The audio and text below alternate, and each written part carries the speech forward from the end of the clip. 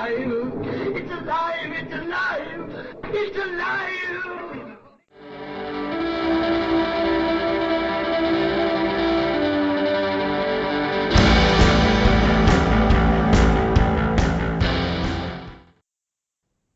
Hello and welcome to Alive After Reading. I'm Tim Niederreiter, and with me today is another author, a guest who is joining us for the show, M J Preston. Welcome. Thanks, Tim. Thanks for having me. So, MJ, it's good to have you. What kind of stuff do you write, and how would you describe your career as an author so far? Well, the kind of stuff I write is it kind of eases into horror, and the last two books I've written, they are in the horror category, I guess, in the same way that Silence of the Lambs would be considered a horror, but they're more of a police procedural, with horrific elements in them. Prior to that, like when I first started out, I wrote a straight up horror novel called The Equinox, and that did all right. It made the Amazon Breakthrough Awards. It got to a semi-finalist, which was pretty good because horror books don't generally, get there for that sort of thing. And I got a plug from a reviewer at Publishers Weekly. And then after that, I went off to the ice roads because I was an indie writer at that point, and I still kind of consider myself an indie writer, although I'm with a publishing company now. And anyways, I have a day job, like a lot of up and comers do, like a lot of lifetime writers do. They still have to have a day job, especially mid-listers and whatnot. So I drove a truck. I used to be in the Army.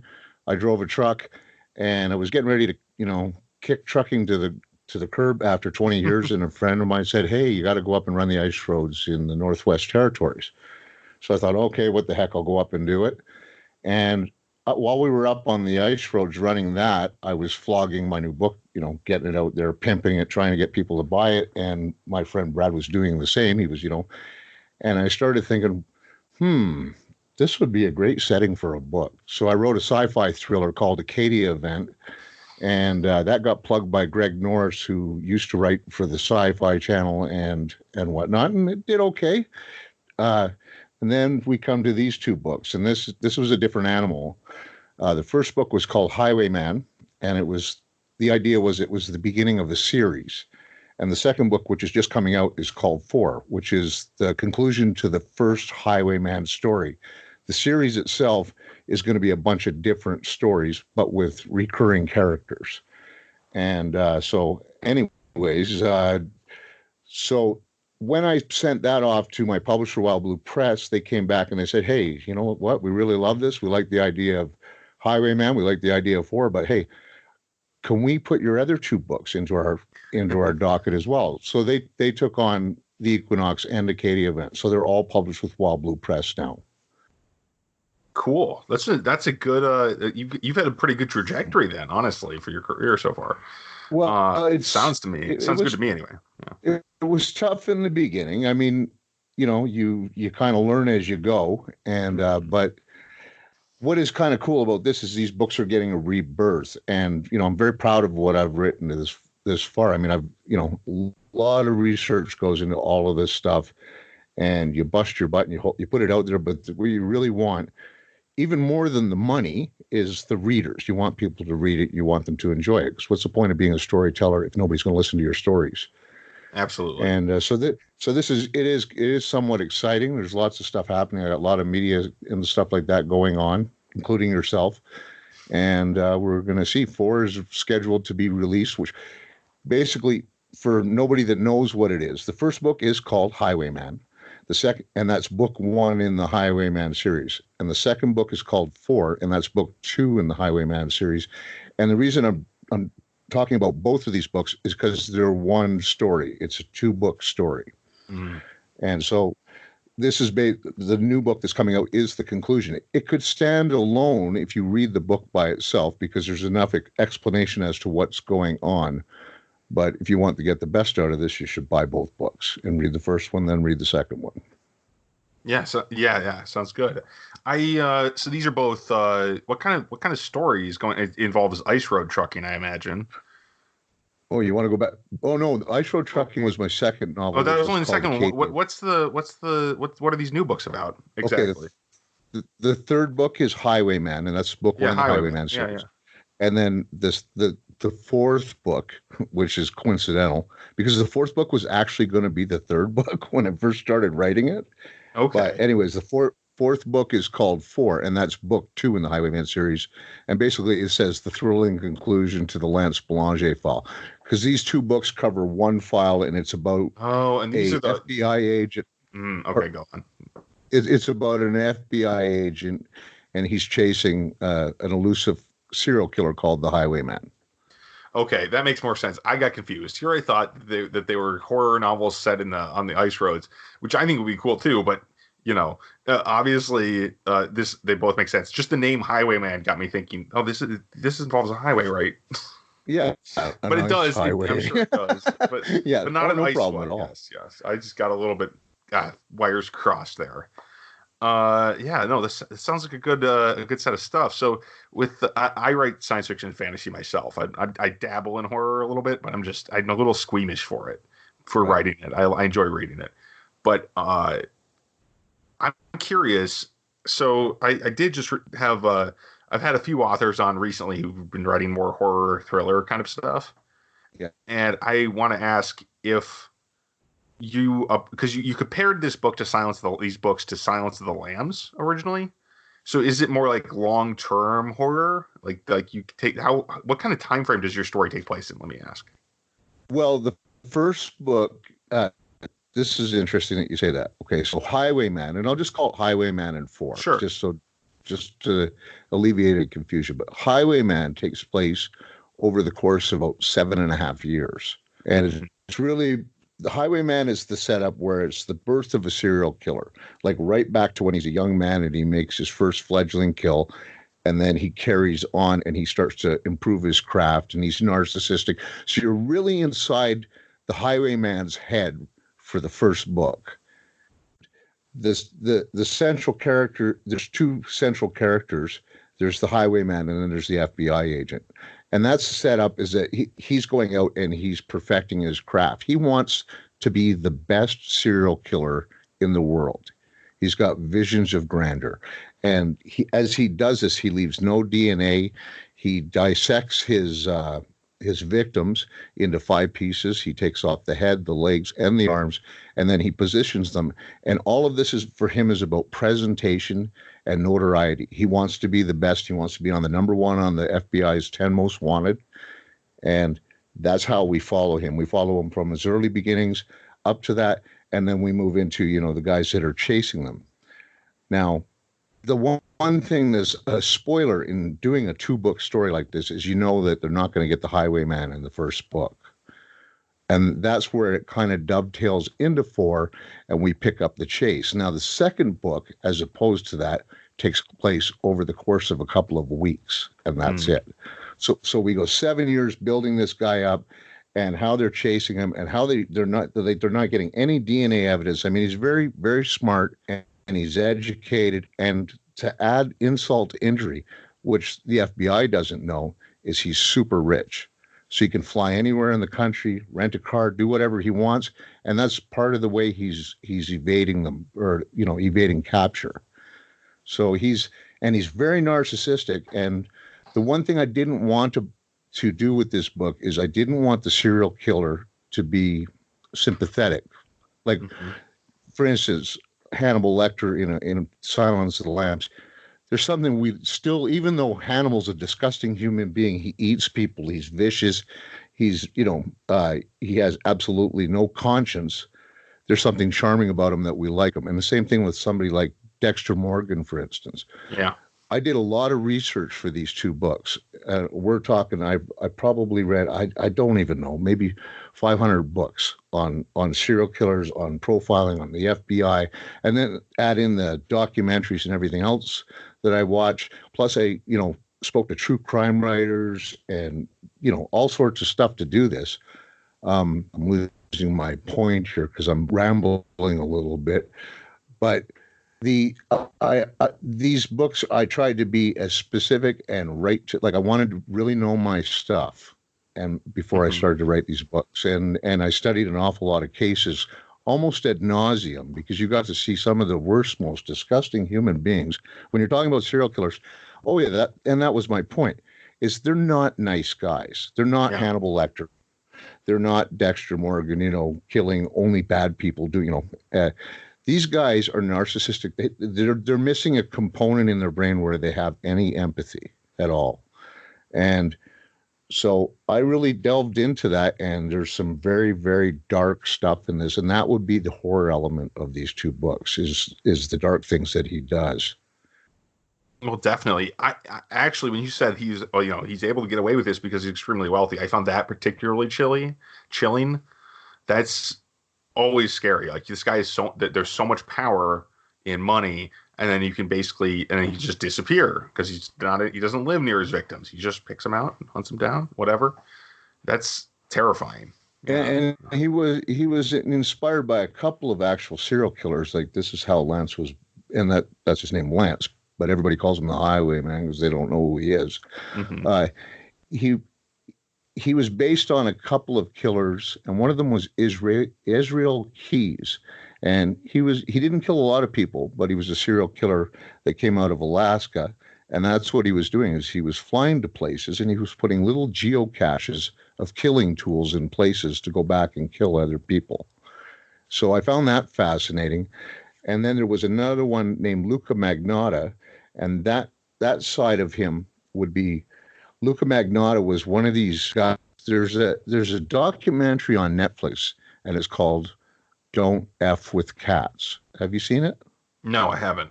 Okay, well, I sat down and I watched this, and just really on a whim, because it was like, I thought it was something funny about cats. I don't own a cat, but, I still like animals.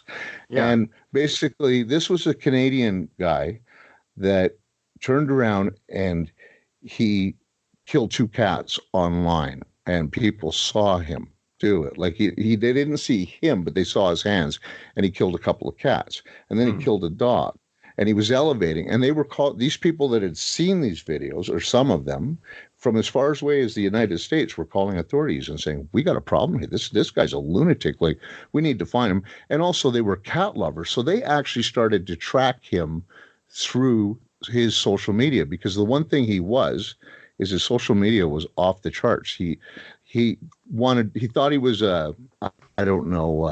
he wanted to be a model, and you could just see the vanity of this man. And basically he did. He graduated from killing animals online to that he killed and dismembered a human being online. And then he started shipping body parts off. He shipped some to a school. He shipped some to the Canadian Parliament, to one of the government offices. And they did eventually catch him. But what I saw about this guy was he was just all about himself. This was really about him getting out there and becoming a household name. And this is kind of the way Lance is he wants people to remember him. He wants to be left in the history like Ted Bundy, like John Gacy, like all these other people that we all have become household names because of the despicable crimes that they did. So that's these 2 cases that kind of brought this book together. Yeah, no, that's fascinating stuff. I've been I really do need to get back to this, but I think it was a show. I think it was called Mindhunter on Netflix, and I need to get back to that one. Where the guy about the formation of the FBI's, I think it was the FBI's teams that hunt serial killers and stuff. It was about the birth of the birth of behavioral sciences, really, and it was actually based on Robert Ressler and John Douglas. They were like the 2 pioneers. Now in Mindhunter, they got different names for them, but most of the stories, and they use real serial killers. I don't know how much of you have watched. I've just watched a few episodes. That's okay. It's a slow burn. It's definitely a slow burn, but it's based on the actual book Mindhunter, which is written by John Douglas. And he was one of the FBI. They founded profiling these guys. Right. Yeah. So, but yeah, it's a good. It's actually a good show. I actually enjoyed the second season a little bit more than the first, even. But I had a couple of issues with it. But that's because I've read all the books. Yeah, I imagine it's a little different when that's your thing, your genre in some sense. This is the kind of stories you're writing, and I know like when I read fantasy, it's harder for me to be uncritical of it sometimes. And I imagine it's the same way with you and the serial killer horror stuff.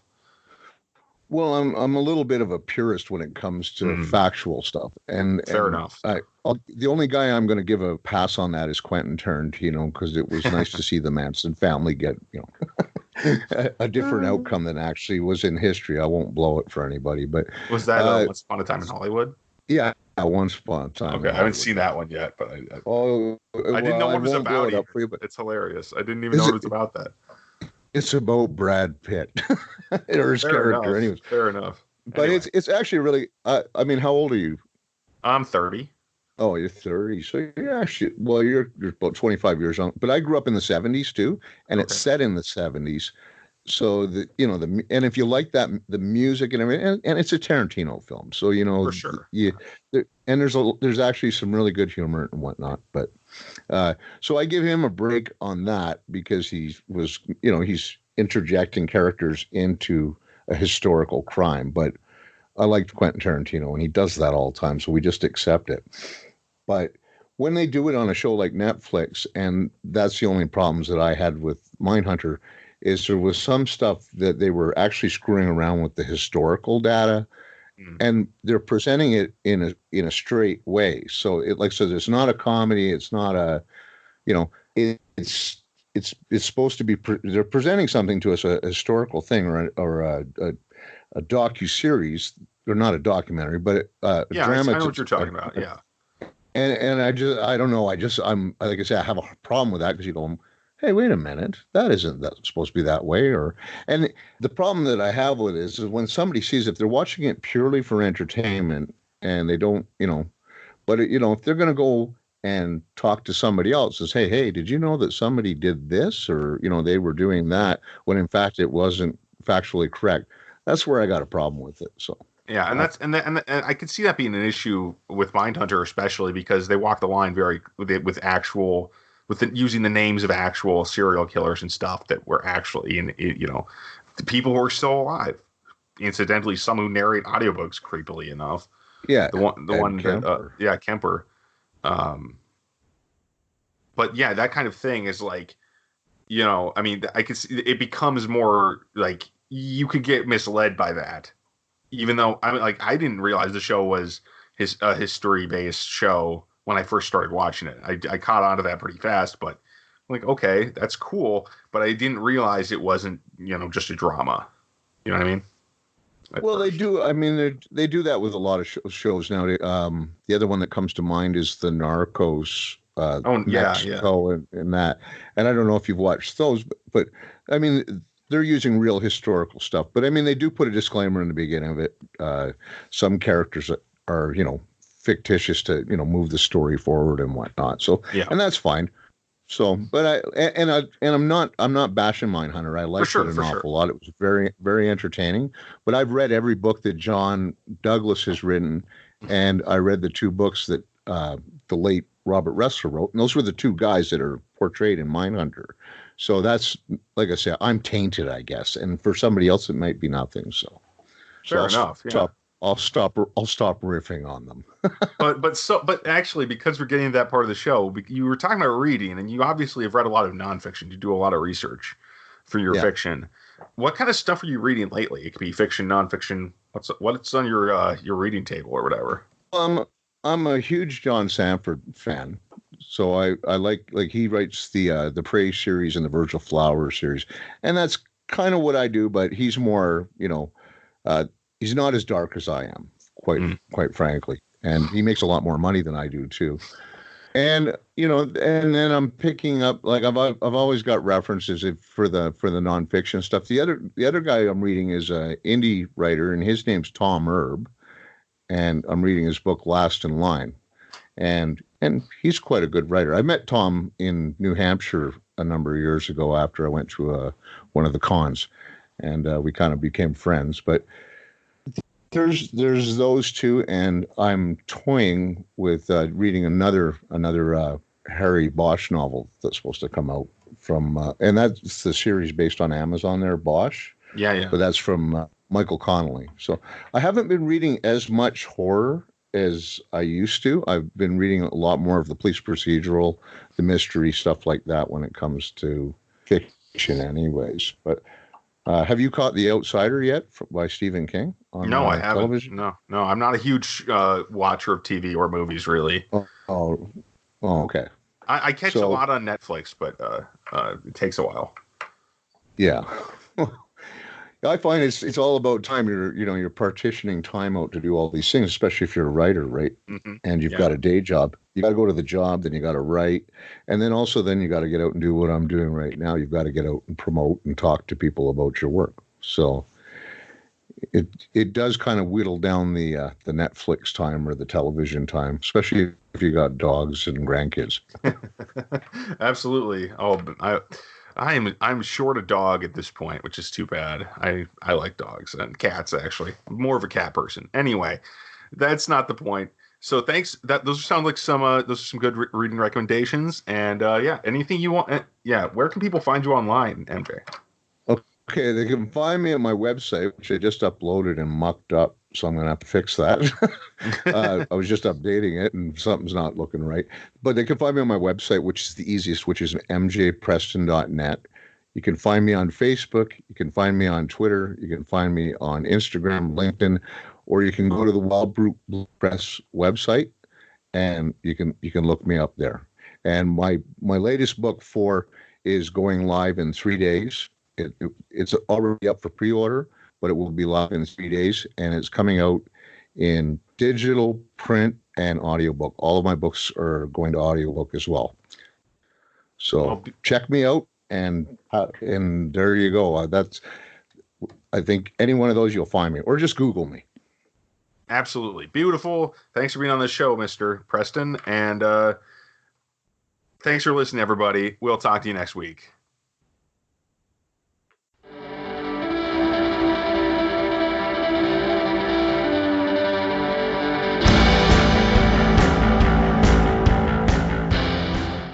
That tears it.